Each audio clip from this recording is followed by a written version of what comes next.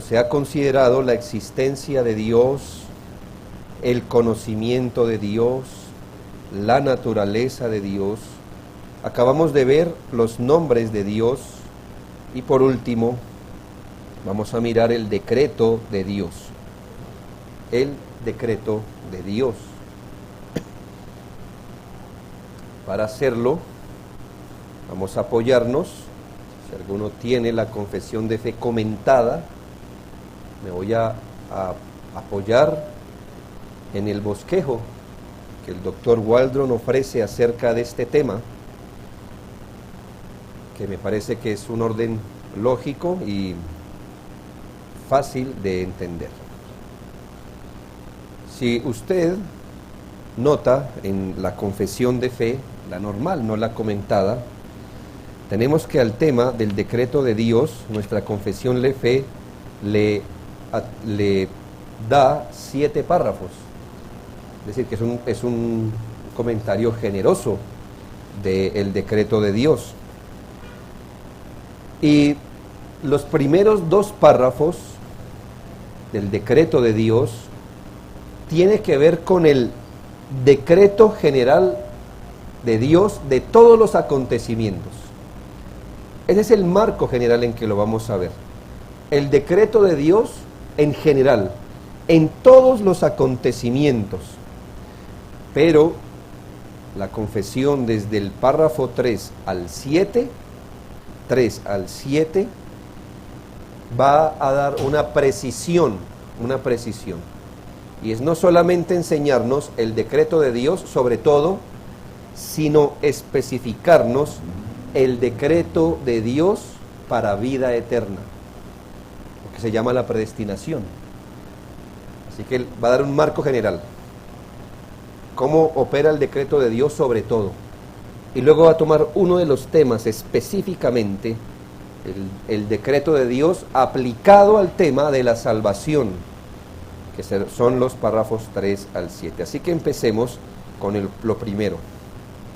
El decreto general de todos los acontecimientos.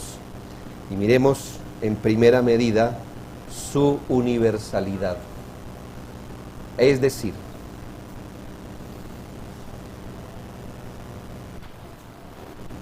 ¿qué abarca el decreto de Dios?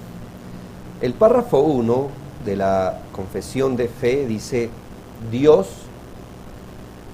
desde toda la eternidad, por el sapientísimo, y sapientísimo es muy sabio, por el sapientísimo y santísimo consejo de su propia voluntad, ha decretado en sí mismo, libre e inalterablemente, todas las cosas, todo lo que sucede. Sin embargo, de tal manera que por ello Dios ni es autor del pecado, ni tiene comunión con nadie en el mismo, es decir, en el pecado, ni se hace violencia a la voluntad de la criatura, ni se quita la libertad o contingencia de las causas secundarias, sino que más bien las establece, en lo cual se manifiesta su sabiduría en disponer todas las cosas y su poder y fidelidad en llevar a cabo sus decretos. Esto es un párrafo denso en la confesión de fe y por eso nos vamos a tomar el tiempo de estudiarlo. Según la confesión de fe, el decreto de Dios se extiende a todas las cosas, a todas las criaturas. Sin embargo, nos pudiéramos hacer la pregunta: ¿a qué le llamamos decreto de Dios? El decreto de Dios es ese designio o determinación que Dios hizo en la eternidad de todo lo que sucede, y esto para la alabanza de su gloria. ¿Qué le llamamos decreto? A un plan, a un designio. a una determinación. ¿Cuándo la hizo Dios? Antes, en la eternidad. En este caso, Dios trino, pero más específicamente la Biblia le atribuye el decreto de Dios a Dios Padre. O sea, Dios en Trinidad, por supuesto, porque Dios no puede hacer una cosa sin que las demás personas no estén involucradas, pero específicamente el decreto de Dios se le atribuye a Dios Padre. Así que en la eternidad, de acuerdo a su propia voluntad, Dios establece, designa todas las cosas que aparecerán en la historia, y esto lo ha hecho para su gloria. Y esto lo ha hecho de acuerdo a su sabiduría e inmutabilidad. Lo que quiere decir que Dios ha hecho un plan desde la eternidad, el cual es como Él, inmutable, inmutable. Podemos hablar de un decreto eterno para diferenciarlo de ese pensamiento que Dios está sujeto a las circunstancias del hombre. Entonces, que Dios hace un plan, y entonces como no le resulta, entonces hace otro plan, como el plan original, y el plan, si no le funciona el original, pero como el hombre cada vez lo pone en aprietos, cada tanto, entonces él hace otro plan, y otro plan, y otro plan, y otro plan. Nosotros creemos que Dios solo tiene un plan, que se llama su decreto, que es hecho desde la eternidad, y que este decreto es completamente inalterable, inmutable, como fue, eso es lo que es y será. Puede ser que para nosotros, al establecer un plan, nuestros planes de hecho se frustren. De hecho estamos acostumbrados a tener un plan B y un plan C, porque sabemos que el plan A veces no funciona. Un tercero puede dañar nuestros planes, puede estorbar nuestros planes, y la gente piensa que así es con Dios con respecto a sus planes.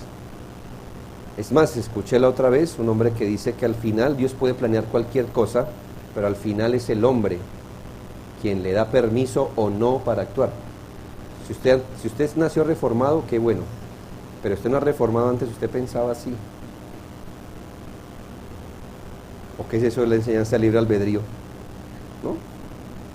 ¿Qué es eso de que Dios hizo su parte, tú haz la tuya? ¿Sí? Que el hombre puede frustrar el decreto de Dios, que el hombre puede torcer el brazo de Dios, así como le enseñaban que usted decrete que Dios le hace caso, tranquilo, ¿verdad? Entonces así, hermanos, entonces es como si Dios tuviera un plan, pero entonces el hombre se puede colocar en una posición donde Dios tenga que cambiar, modificar, que al final Dios tenga que acomodarse al hombre.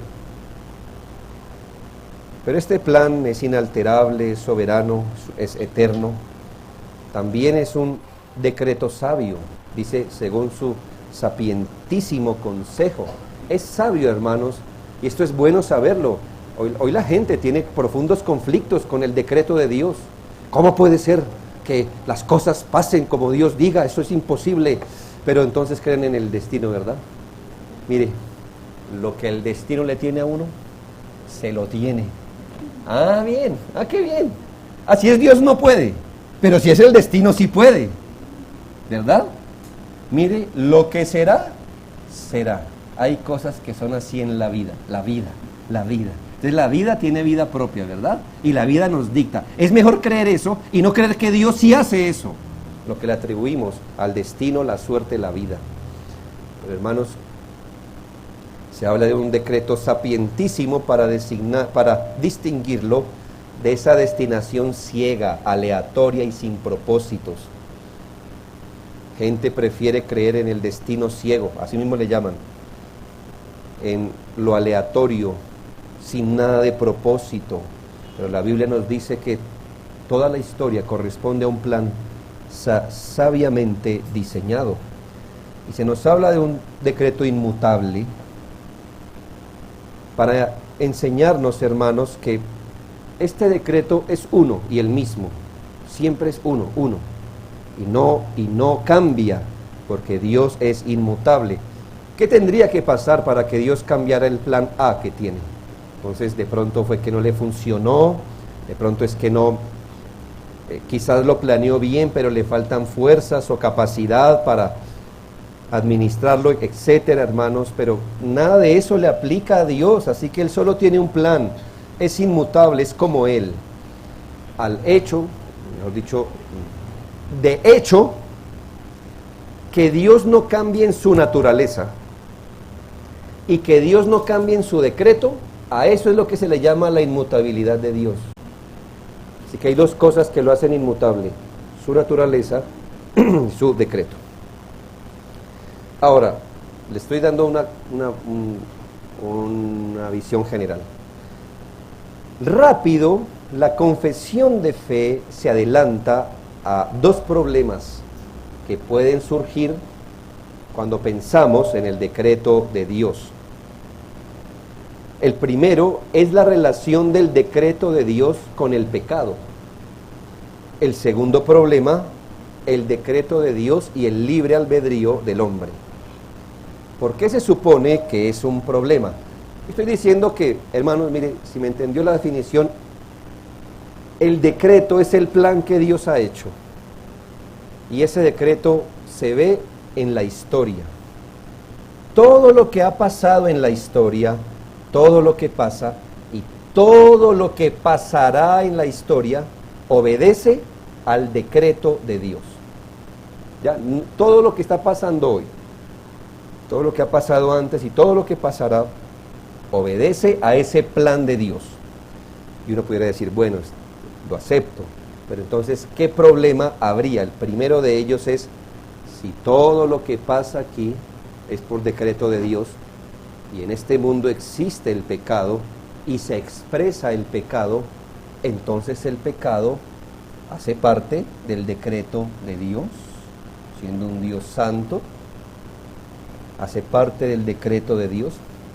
Y lo segundo es segundo problema, si todo lo que pasa es conforme a la voluntad de Dios, entonces el hombre tiene libertad de voluntad. Somos libres de hacer lo que queremos, porque al final se va a cumplir solamente lo que Dios ha planeado. Buenos inconvenientes, ¿verdad?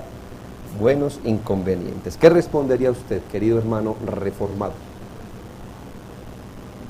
¿Tampoco? ¿Ni los 10 mandamientos? ¿Ni eso tampoco? Bueno, está más duro, ¿verdad? Muy bien. Jeremy de pronto tiene la respuesta, pero justo no está. Bien. Para lo primero, hermanos, no voy a dar la respuesta ahora, simplemente la voy a esbozar, pero voy a seguir. Vamos a venir sobre esto, solo lo quiero empapar de cuál es el tema que tenemos entre mano. Para lo primero, la confesión de fe inmediatamente dice, todo ha sido decretado. Todo. Sin embargo, de tal manera que no se concluya que Dios es autor del pecado. ¿Ya? Escuche esta frase. El pecado estaba dentro del decreto de Dios.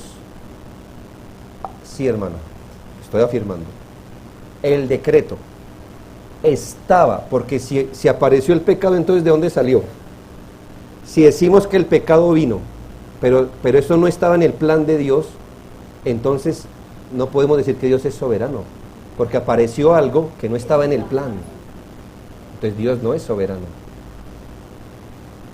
Pero si hay pecado, es porque el decreto es porque el pecado estaba en su decreto, sin que esto signifique que Dios sea su autor. ¿Le rompe la cabeza? Sí, espero que se la rompa. Ojalá no pueda dormir. El pecado estaba en el decreto de Dios, aunque Dios no sea su autor. Lidie con eso. La respuesta vendrá, hermanos, en la eternidad, porque no sé cómo reconciliar estas cosas.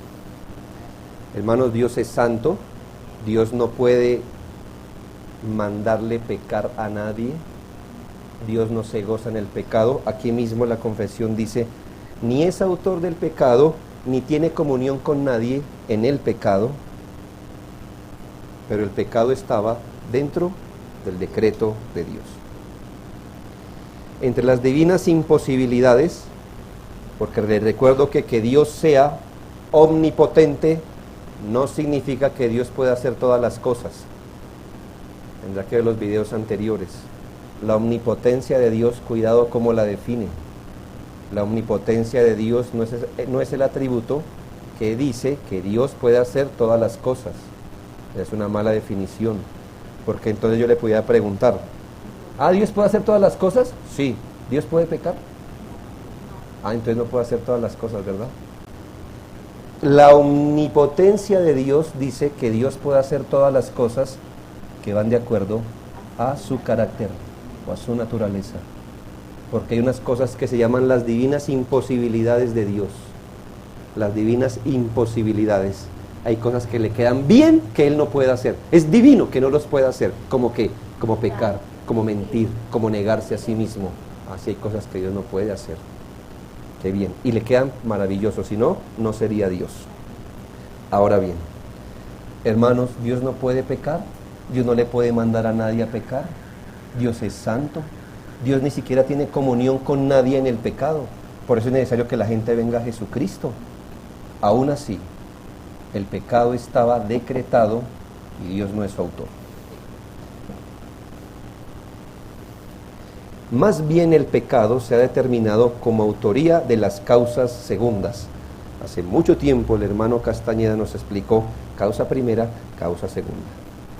Lo segundo, la relación del decreto con la libertad de las criaturas. Piense esto, es un conflicto real.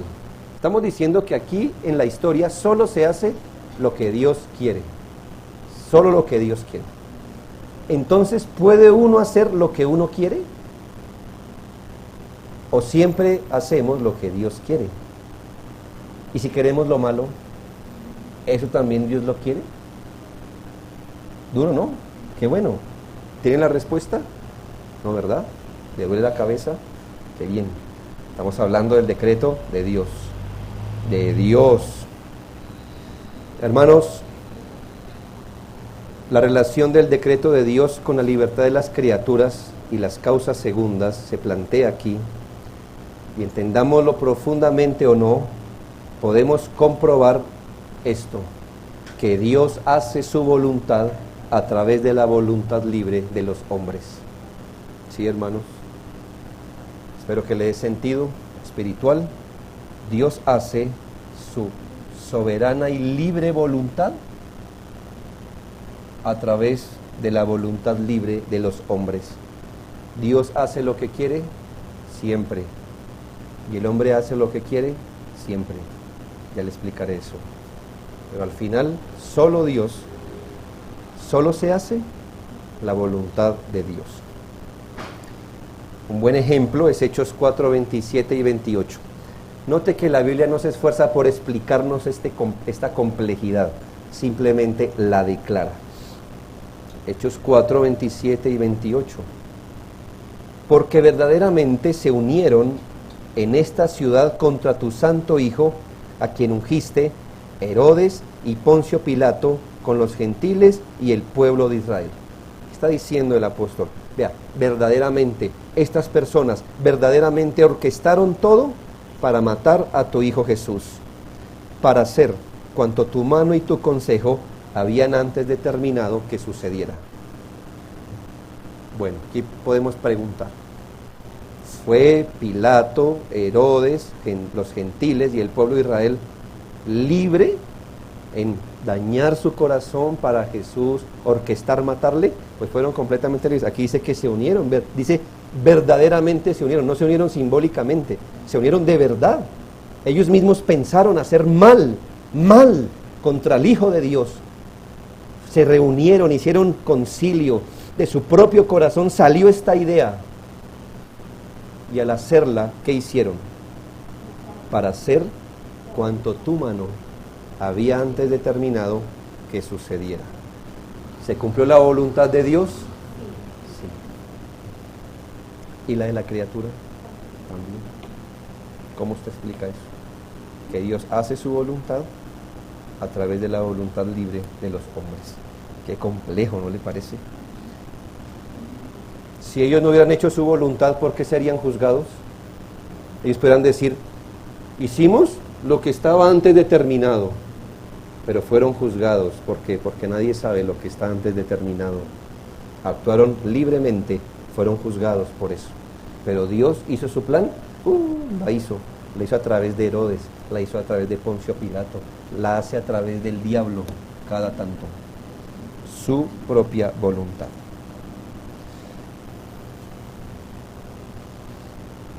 Luego, el párrafo 2 dice, aunque Dios sabe todo lo que pudiera o puede pasar en todas las condiciones que se pueda suponer, sin embargo, nada ha decretado porque lo previera como futuro o como aquello que había de suceder en dichas condiciones. Le voy a explicar lo que no es. Gente dice, es que es fácil esto. Se lo puedo explicar tan fácil como esto. Dios, parado en una esquina de la eternidad, se lo estoy poniendo en dibujos, ¿verdad? Parado en una esquina de la eternidad, como Él lo sabe todo, entonces ha visto todo lo que va a pasar en la historia, ¿verdad? Como Él lo sabe todo, entonces Él se ha parado aquí y ha visto todo lo que va a pasar en la historia. Y según lo que ha visto, pues lo ha decretado, ha hecho un plan. Ese es el argumento que la mayoría de gente cree que Dios planea las cosas. Eso es lo que le llaman en algunos lugares esa previsión futura, se me fue la palabra en este momento, la presciencia de Dios le llaman a eso. Entonces, ¿cómo Dios sabe lo que va a pasar mañana? Pues fácil, Él antes de todas las cosas, como sabe todo, vio lo que iba a pasar y entonces lo decretó. Hermanos, esta no es la forma de obrar, porque si así usted piensa de Dios, entonces todavía Dios no es soberano, porque dependió, para decretar algo, dependió de lo que vio que la criatura iba a hacer. Todavía se subordinó. Hermanos, ¿por qué Dios conoce lo que va a suceder? ¿Porque lo vio de antemano? No, lo conoce porque Él lo decretó. ¿Ya? No lo decretó porque lo vio, sino que va a acontecer porque así lo decretó. Entonces, dice aquí que Dios, Él puede teóricamente saber todo lo que puede pasar en las distintas condiciones que se puedan suponer. ¿Y si yo no hubiera nacido? ¿Y si hubieran nacido otros padres? ¿Y si soy así? Él está en capacidad de saber todo lo que hubiera podido pasar o no pasar. ¿Me hago entender? Sin embargo, lo decretó de acuerdo a su voluntad y no de otra manera. Ahora, hermanos, qué bueno es, ya le expliqué en general el capítulo 1 y el capítulo 2, y qué bien, hermanos, que lo podamos entender, pero la pregunta fuerte a entender aquí esta tarde ¿es eso bíblico? ¿Es eso bíblico? ¿Podemos ir a la Biblia y encontrar que eso es exactamente lo que enseña? No hay otro texto mejor para nuestros propósitos que Efesios 1, del 1 al 12. Y aunque aquí se va a considerar un tema, el tema de la salvación, bien nos sirve Efesios 1, del 1 al 12, para corroborar cada característica del decreto divino. Por ejemplo, claro, vamos a ver 6 características del decreto a través de Efesios 1, 1 al 12. Lo primero, el autor del decreto de Dios. ¿Se equivocó la confesión al decir que Dios es el autor del decreto? No. Podemos afirmar como le dije anteriormente, que el Dios Trino es el autor del decreto.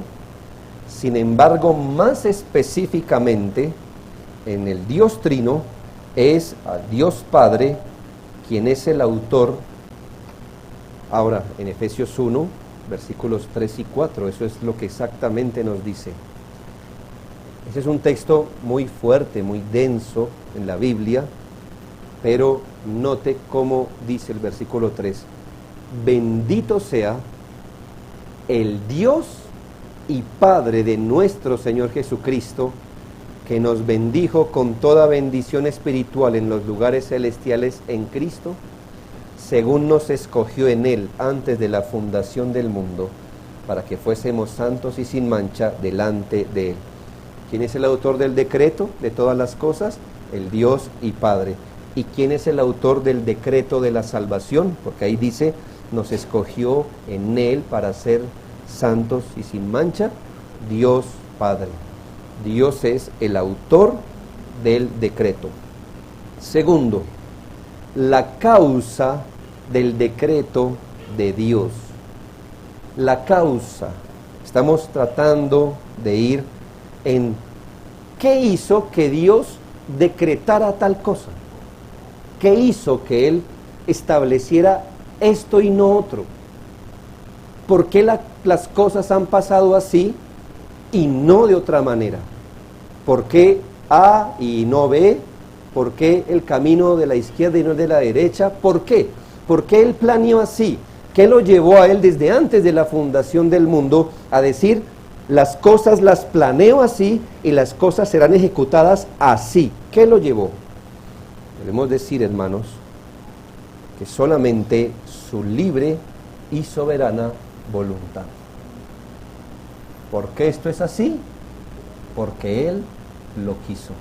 Porque así fue su voluntad. Yo le aconsejo algo, que después de eso no vaya más allá. No vaya más allá. No busque razones que Dios nunca va a dar. Bueno, ¿y por qué? ¿Por qué Adán? ¿Por qué una serpiente? ¿Y por qué así? Porque así, hermanos, le agradó. Porque así fue su voluntad. Eso lo dice los versículos 5 y 11. En amor, habiéndonos predestinado para ser adoptados hijos suyos por medio de Jesucristo, según el puro afecto de su voluntad. Mire, es que nos dices el puro, lo único que pasó allí, el puro, nada más se mezcló para que Él hiciera esto, sino el afecto de su voluntad. Versículo 11, en Él, asimismo, tuvimos herencia habiendo sido predestinados conforme al propósito del que algunas cosas hace según el designio de su voluntad, ¿no, verdad? El designio, el que hace cuántas cosas conforme al designio, todas. Ay, hermano, no hay cosa que Dios no haga conforme al pensamiento de su propia voluntad. ¿Por qué lo hizo así? Porque quiso. No hay otra manera de entenderlo. ¿Será que Dios, para salvarme, vio algo para que Él diga, no, ya que veo esto, entonces voy a planear esto? Salvó al que quiso, salvó como lo quiso. Bueno, y Señor, ¿y si no hubiera habido las dos guerras mundiales, no sería mejor? Todo esto pasó porque Él quiso, por el puro afecto de su voluntad. No hay nada afuera de su voluntad que lo haya movido a hacer lo que Él, o a planear lo que Él planeó. ¿Por qué creó Dios un universo, un mundo, el hombre, la trama de la redención? Porque quiso. ¿Por qué decidió salvar a algunos y a otros pasarlos por alto? Porque Él quiso. Dios decidió hacer todo porque Él quiso. Eso no es que nos encojamos de hombros como a veces hacemos, como resignados, ¿no? Bueno, se hará lo que Dios quiera. No debería decirlo con convicción, porque siempre se hará lo que Dios quiere. Siempre se ha hecho lo que Dios quiere. Siempre se hará lo que Él quiere. Uy, aquí me salté uno. Tercero, el momento del decreto. El momento del decreto. Cuando el Señor decidió crear, salvar, cuando el Señor hace esto. Hermanos, debemos saber que es solo hablando de Dios como si fuera un hombre, solo para hacernos entender que decimos que Dios hizo un decreto. Como si antes del decreto él tuviera mente en blanco y se hubiera dicho, bueno, ¿qué vamos a hacer? Entonces, eso nos pasa a nosotros, hermanos, pero es solo una forma de que lo entendamos. Pero, hermanos, ¿en qué tiempo, en qué momento el Señor hizo tal cosa? Desde antes de la fundación del mundo. Desde antes que se crearan cosas como espacio, tiempo. ¿Puede usted pensar un momento donde no había tiempo? Pues no podemos, porque ya le digo, un momento en el que no había tiempo, ya momento significa tiempo.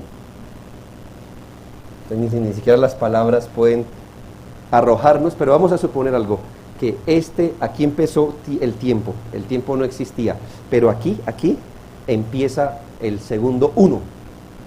Ya imagínense cuántos segundos vamos de la historia, no sabemos, ¿verdad? Pero aquí es el segundo 1, aquí el segundo 1.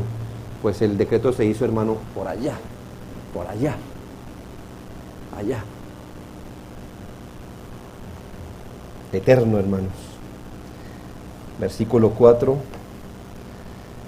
Según nos escogió en Él antes de la fundación del mundo. Aquí permítanme apoyarme en 2 Timoteo 1:9. 2 Timoteo 1:9. Quien nos salvó y llamó con llamamiento santo, no conforme a nuestras obras, sino según el propósito suyo y la gracia que nos fue dada en Cristo Jesús antes de los tiempos de los siglos. O sea que si aquí empiezan los tiempos de los siglos, antes de los tiempos de los siglos. ¿Dónde queda eso? Una cosa, hermano, que no sabemos. Por allá, en la insondable sabiduría de Dios, todo fue planeado. Primera de Pedro 1:20. Un cordero sin mancha, ya destinado desde antes de la fundación del mundo, pero manifestado en los posteros tiempos por amor a vosotros. ¿Cuándo fue destinado el Cordero de Dios? Piense. Antes de la fundación. O sea que antes de que Adán fuera creado, sí. Antes que Adán cayera en pecado, sí. Y ya Jesucristo, ¿cómo era considerado? ¿Como un qué? Bueno, ¿como un cordero sin que hubiera pecado? Es que el decreto estaba en el plan de Dios, recuerden. Aunque Él no es autor del pecado. Próxima. Es que me salté. 1, 2, 3, 4. El alcance del decreto de Dios. ¿Qué alcanza? ¿Qué está incluido en el decreto de Dios? ¿Qué está incluido? ¿Qué abarca el decreto divino? Respuesta: todo. Todo lo que pasa en la historia, todo está incluido en el decreto. ¿Cómo hacer para saber qué está incluido en el decreto de Dios? Bueno, si pasó, está incluido. Si pasa, está incluido. Está incluido. Esa es nuestra única forma de saberlo. Es decir, ¿será que el que yo naciera está en el plan de Dios? Pues si nació, fue porque sí. ¿Me hago entender? Si nació, o sea, ¿de qué forma usted y yo sabemos que está en el plan? No lo podemos saber por delante, sino, si sucedió, estaba en el plan. Si está sucediendo, está en el plan. Pero también podemos decir que lo que sucederá está en el plan de Dios. Todo está incluido. Todo lo que está incluido. Todo lo que pasa en la historia. Esto es un desafío para la mente, por supuesto. Versículo 11. Habiendo sido predestinados conforme al propósito del que hace todas las cosas según el designio de su voluntad. Todas las cosas. Quizás debamos robustecer este entendimiento con otros pasajes para que entendamos qué es eso de todas las cosas. Apocalipsis 4:11, Proverbios 16:33, Salmo 135:6. Apocalipsis 4:11. Señor, digno eres de recibir la gloria y la honra y el poder, porque tú creaste todas las cosas. No tenemos conflicto, ¿verdad? Tú creaste todas las cosas y por tu voluntad existen y fueron creadas. Si existe, ¿por qué fue? Por tu voluntad existen. Por tu voluntad existen. ¿Existe? Sí. Entonces fue por la voluntad de Dios. Proverbios 16:33. La suerte se echa en el regazo, mas de Jehová es la decisión de ella. Qué texto tan complejo. Aquí no estaba avalando que el creyente debe echar suertes, ¿ya? Pero ¿qué puede ser algo más fortuito que la suerte? ¿Qué puede ser para nosotros lo más fortuito? ¿Sabe usted que estadísticamente está usted más propenso a que un rayo le caiga encima que a que se gane la lotería? Creo que la estadística es 8-1. Ya son las probabilidades que usted se gane la lotería. Bueno, ¿sabe usted si tuviera 5 monedas y las echa hacia arriba, qué probabilidad habría de que le caigan en el orden que usted quiere? Los estudiantes de matemáticas les encanta eso. Tengo un hermano que es bueno para eso y a él le encanta ese tipo de desafíos. 5 monedas, cada moneda tiene 2 caras, entonces ¿qué posibilidad habría de que caigan en...? Bueno, a veces las cuentas dan como 1 en 10 millones, no sé cuántas. Esa es la posibilidad. Suerte, ¿verdad? Que hay algo más aleatorio que la suerte, que dice Proverbios, la suerte se echa en el regazo, como donde jugaban antes, ¿no? Aquí encima de la túnica, ¿verdad? La suerte se echa en el regazo. O usted tira los dados, dígalo como quiera. Pero de Jehová es la decisión. Los dados siempre van a caer como Dios quiere. Una metáfora, ¿verdad? Pero ¿qué nos enseña? Usted puede hacer lo que quiere. Aún lo más aleatorio, Dios ya lo ha determinado todo. Salmo 135:6. Todo lo que Jehová quiere, lo hace. En los cielos, en la tierra, en los mares y todos los abismos. Hermanos, todo lo que Jehová quiere, lo hace. Punto. No nos pregunta, no nos pidió permiso, no nos pide permiso, jamás nos pedirá permiso. Él hace todas las cosas. Todo se encuentra en su decreto. Y por último, quinto, ¿verdad?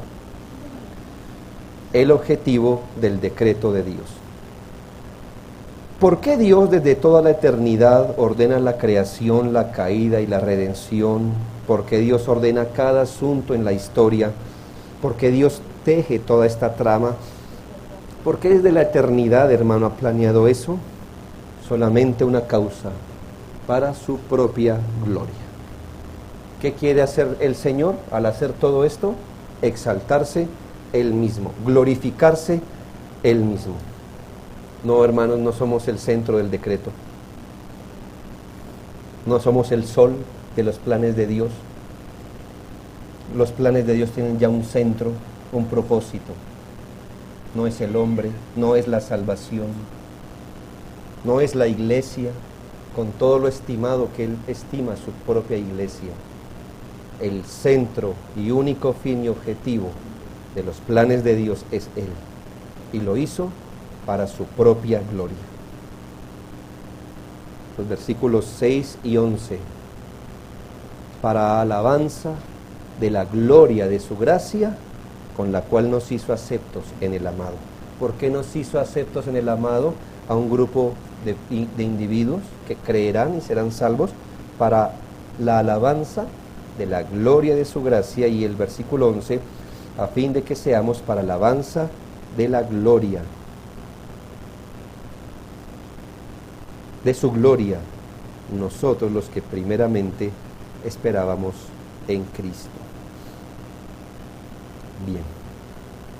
Déjeme aplicar solo. Tengo 3 asuntos, pero veamos el primero.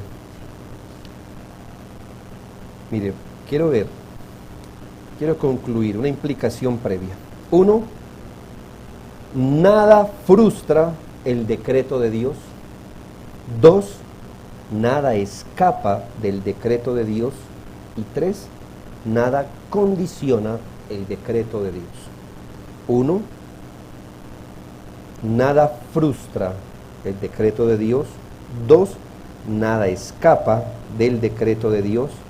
3, nada condiciona el decreto de Dios.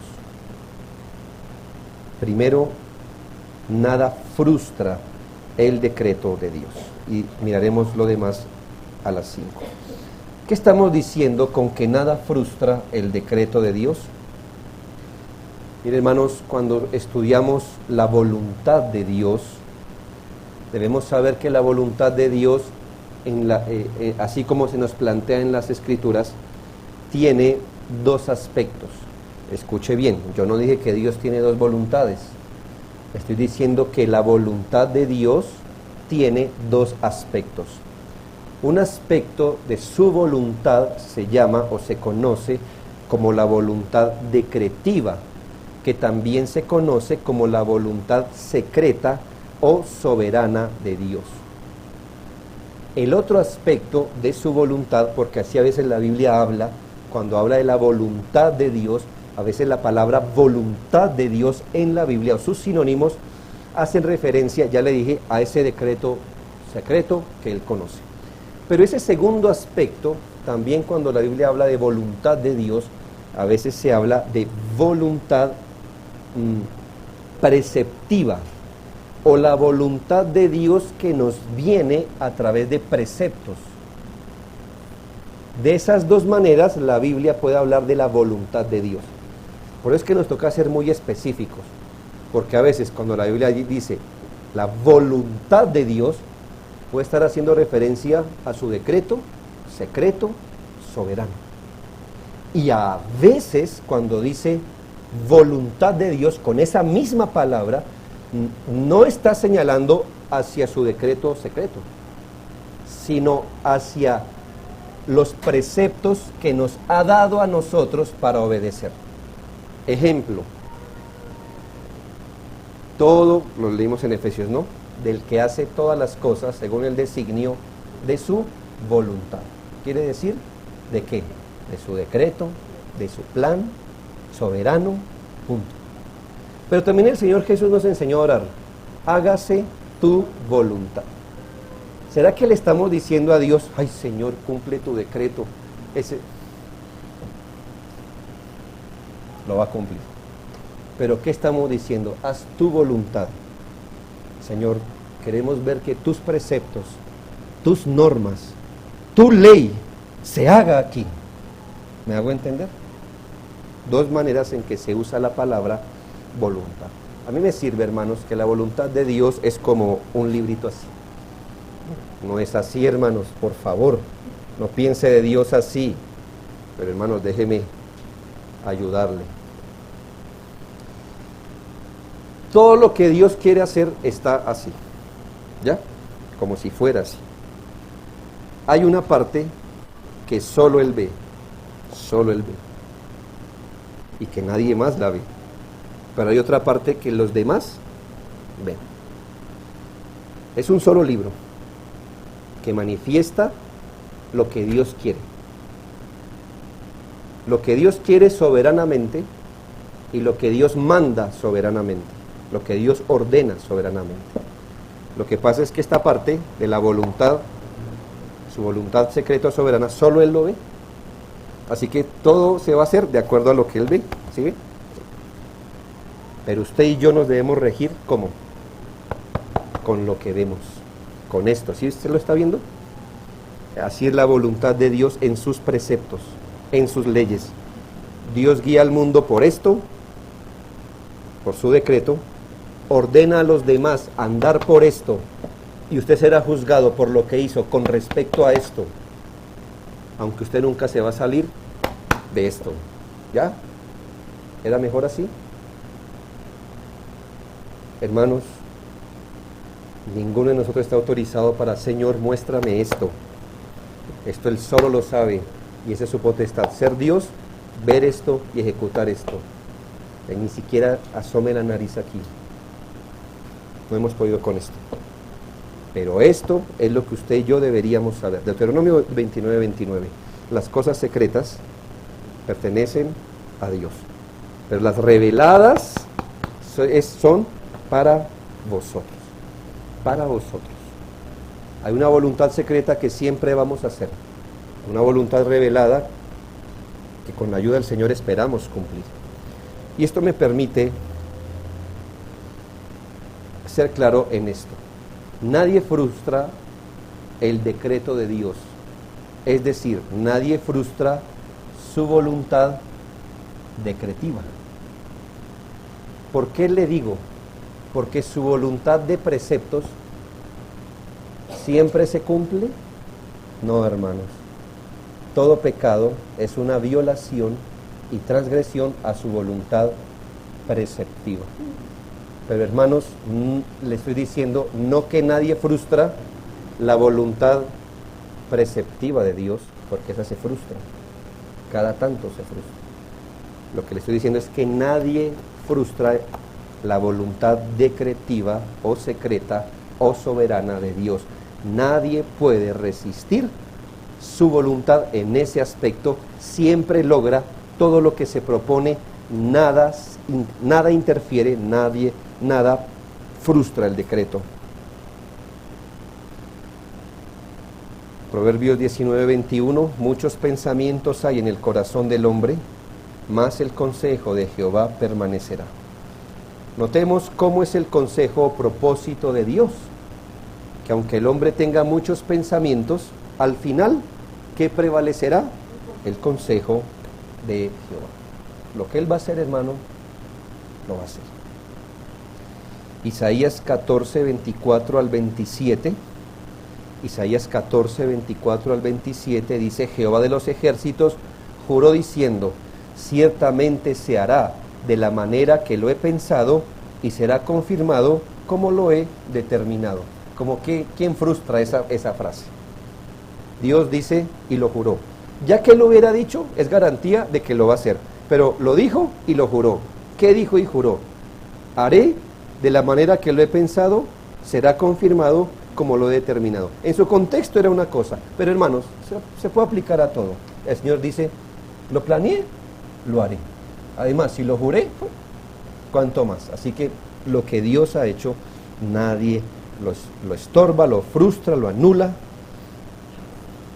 Dios mismo planeó que así fuera y así será. Isaías 46:10 y 11.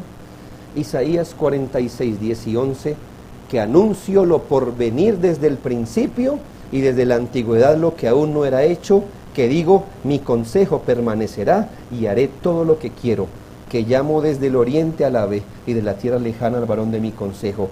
Yo hablé y lo haré venir, lo he pensado y también lo haré. Estaba hablando, hermanos, de cuando iba a traer un rey pagano para que les diera libertad a su pueblo y cosas así. Así que vean, ni siquiera los reyes paganos son...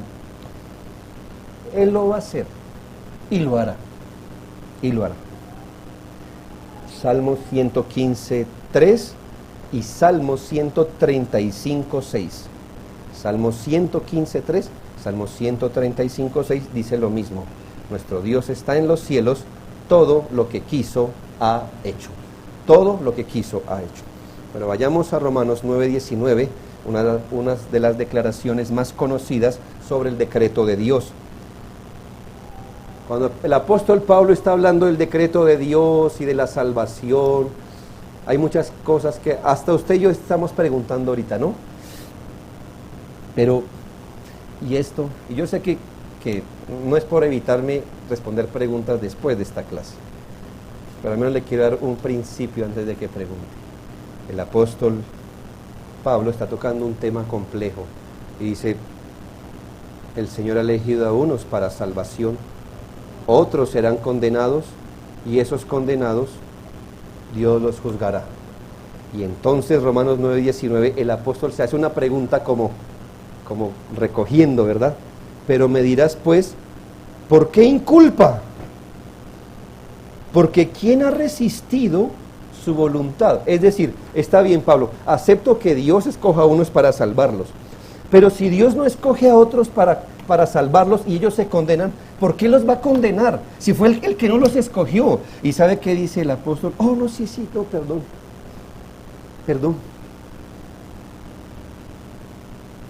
Sí, la verdad es que la gente resiste la voluntad de Dios y por eso se pierde. Bueno, yo creo que la gente se pierde por resistir la voluntad preceptiva de Dios. Pero ¿qué dice el apóstol? Mas, hombre, ¿quién eres tú para altercar con Dios? Esa es la respuesta que nos da a esa pregunta. Algo así como, cállese, se ve mal. Pedazo de barro diciéndole a Dios cómo gobernar. Permítame decirle entonces que creemos que los hombres se condenan por desobedecer la voluntad de precepto, porque Dios ha ordenado a todos los hombres que se arrepientan, aunque no haya decretado que todos los hombres se arrepientan. No serán juzgados por su soberano decreto, sino por la respuesta que dieron a su voluntad preceptiva. Es fuerte, hermanos, pero así es. Sus preceptos son resistidos, son frustrados, pero no nunca su voluntad decretiva siempre se hará. Dios ha decretado todas las cosas, Él planeó todo, tiene la sabiduría y el poder para ejecutarlas tal como las planeó. Todas las cosas en la historia hasta hoy, lo que siga después, todo ha sido de acuerdo, en estricto cumplimiento a su decreto. Nada ha pasado fuera de su voluntad soberana, decretiva, jamás. Pero nosotros debemos lidiar con la voluntad de precepto.